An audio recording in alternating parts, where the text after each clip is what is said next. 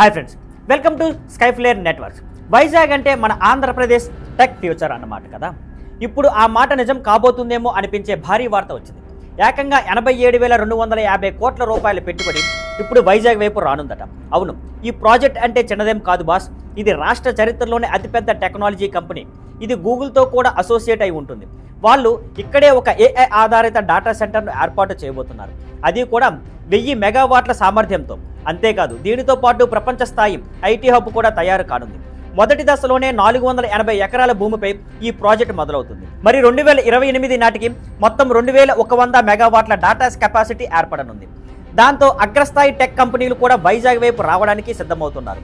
CM Chandrababu Naidu గారు మరియు IT మంత్రి నారా లోకేష్ గారు తీసుకొచ్చిన ఆ కొత్త ఆలోచన వల్లే వాళ్ళు చెబుతున్న స్పీడ్ ఆఫ్ డూయింగ్ బిజినెస్ ఇప్పుడు నిజంగానే కనిపిస్తుంది.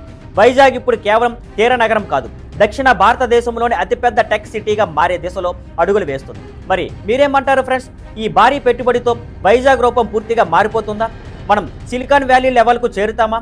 మీ అభిప్రాయాన్ని కామెంట్స్లో చెప్పండి. See you on Skyflare networks. Thank you for watching. Please like, share and subscribe.